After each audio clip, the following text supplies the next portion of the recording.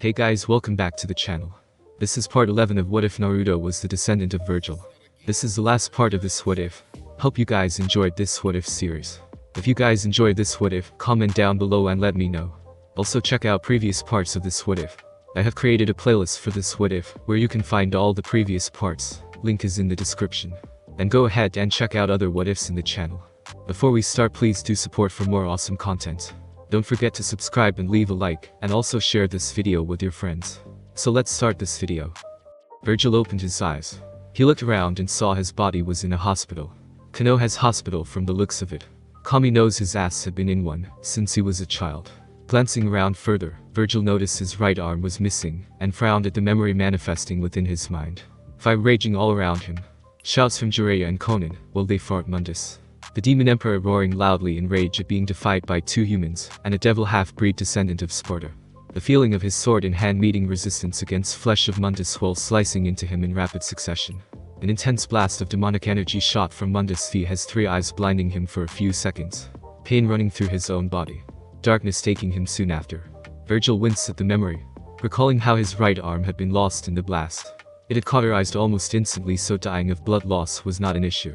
His sword had survived, of course. Nothing could truly destroy it. Not even Mundus. Vergil was actually finding it quite useful that he was ambidextrous and able to wield Yamato with his left hand to compensate for the loss of his right. At least until his arm regenerated.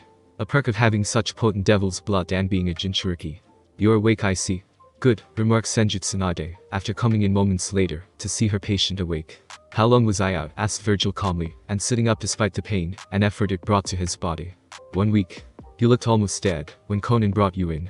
Actually, a dead body looked more alive over your own when I first saw you.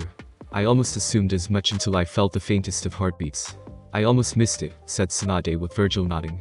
"I imagine so. My memories are somewhat fragmented surrounding the fight with the Demon Emperor. Since Konan and myself are alive, it means Mundus is dead, or at least defeated for now," replied Vergil with Tsunade nodding with a sad look on her face. "Jiraiya is dead. Konan has some major injuries herself, but nothing life-threatening. Not anymore at least," added Tsunade with Vergil narrowing his eyes. "I see. Yes, I remember. He was in Senimoto at the time.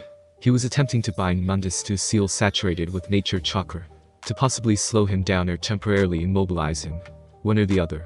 Mundus countered him halfway through. The seal did work for a few moments, but it cost Jiraiya his life. Gamabunta, Ma, and Pa all got away though, so we were fortunate to not suffer further losses.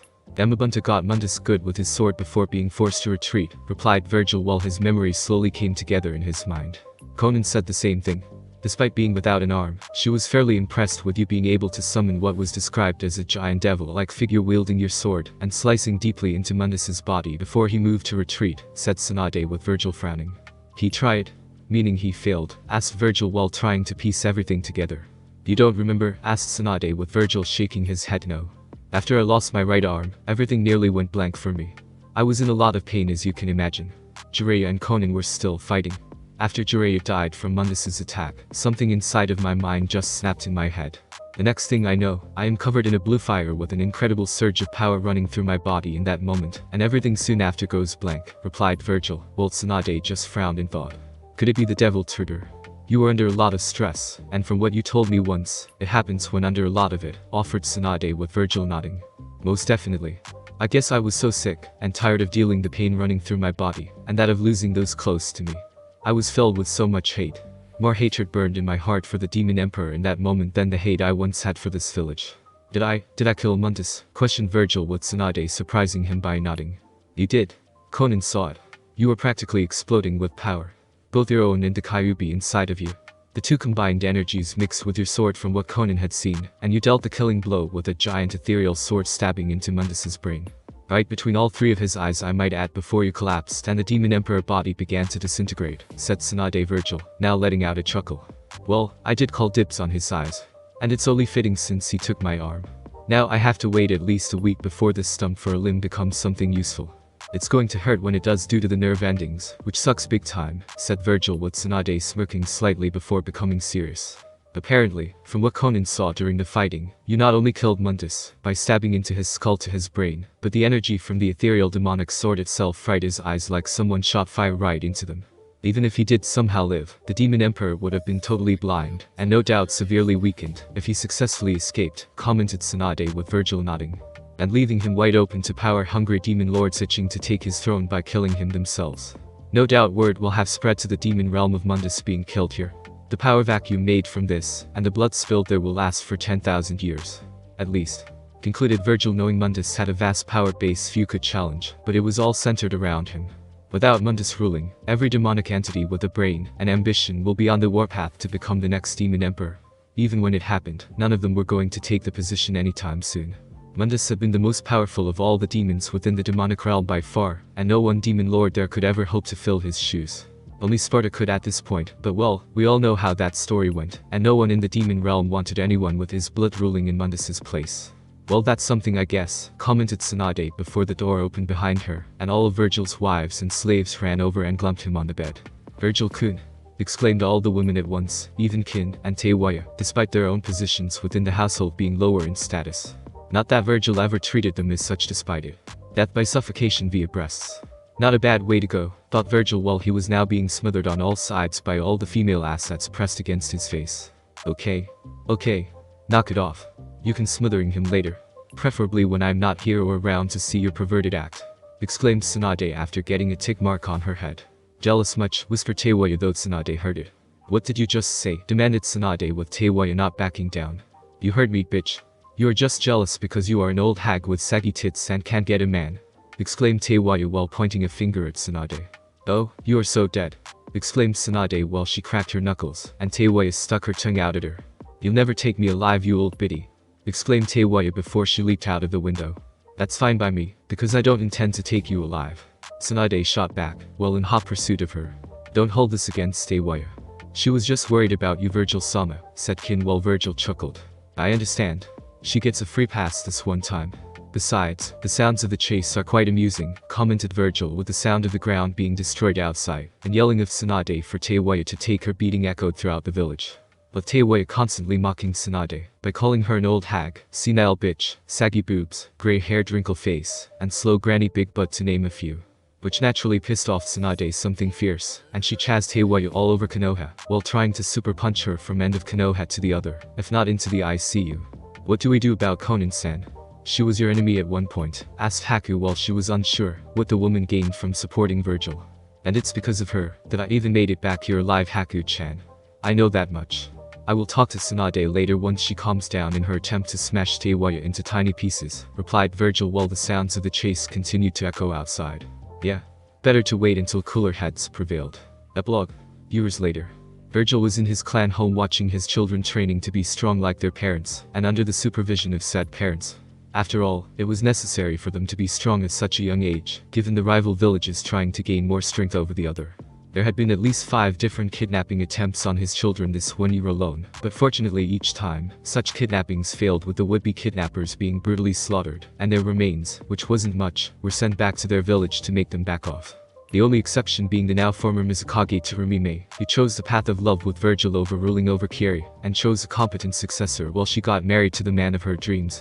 Now she had a loving man, 2 strong children, and the life her heart always wanted. The only downside was mate couldn't thread out anymore for his stupid comments about the old ways and her mishearing him. Oh well. You can't have everything. They're getting stronger by the day, commented Conan while seeing her daughter was able to manipulate her paper with ease, in throwing them as projectiles, while the girl's younger brother had taken up turning his into a sharp sword that cut through a training post with ease. Not surprising. They do take after you, remarked Vergil while Conan blushed a bit. Flatter, whispered Conan while she saw Anko was teaching her son the sadistic art of scaring other people to the point where they wet their pants. Kami, that boy would be a terror to his enemies when Anko got through training him. Not that we don't mind you being here with us and the kids, but shouldn't you be in the Hokage Tower, and doing that big pile of paperwork all Kages have to battle every single day? Asked Hana curiously while Vergil just smirked at her. Yes and no. Yes, I should be there, and no, I don't. I have a small army of shadow clones taking care of it. It's how my dad dealt with it, when he was Hokage during his short time wearing the hat, answered Vergil while seeing the shocked looks on the women, since they had wanted to know for years how he was able to do it, and spend time with them. Does Tsunade know about this? Asked Hinata curiously, since she knew Tsunade hated paperwork like any other Kage, but only because it cut into the woman's drinking time. Are you kidding? She thought I would crack under the first day wearing the hat. Imagine her surprise when she sees me in the bar an hour later sipping sake, and I tell her all the paperwork for the day was done. She didn't believe me, and I bet her 2 years' worth of fire country's sake that I was right. As she lost, Tsunade had to give up drinking sake for that same amount of time, no matter the occasion, answered Vergil while the women were shocked.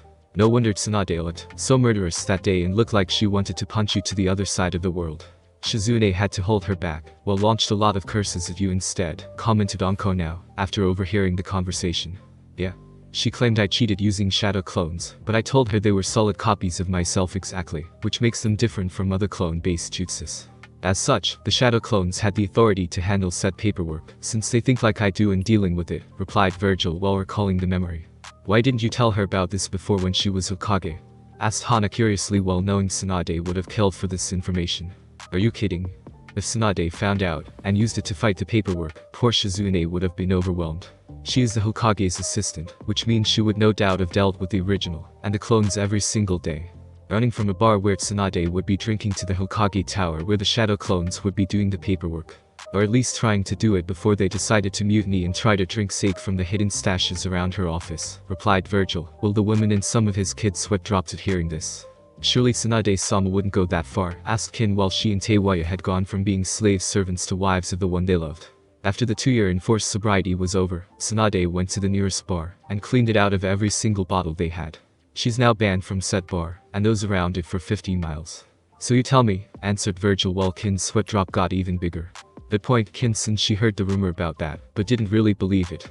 I'm just glad we don't have to deal with any more manipulation from any demons or the invasions from said demons to control our world, commented Teiwaya, after they got the full story from Vergil about Mundus being killed. Well, that is mostly true now. It doesn't mean our descendants won't have to face such trials, remarked Vergil, knowing one day the demon realm will stabilize or become as stable as it can get, before whoever sits on the throne makes plans for this world. I have faith in the next generation, and the one following them, Vergil-kun. If all of us here can endure some form of hardship in our lives, then so can they when tested, said Haku while the other girls nodded. I agree. But for now, the devil may rest and be happy, exclaimed Vergil with a smile on his face. Up until recently, the world would always be a harsh place, while making everyone run from one area to the next. But for now, it had a chance to slow down, if only fraction, and let everyone around him enjoy life together. As a family. His family.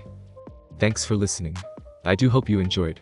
If you want the next part of this video, like, subscribe, and comment down below, and turn on that bell notification, and also check out the other videos that I have created, and enjoy.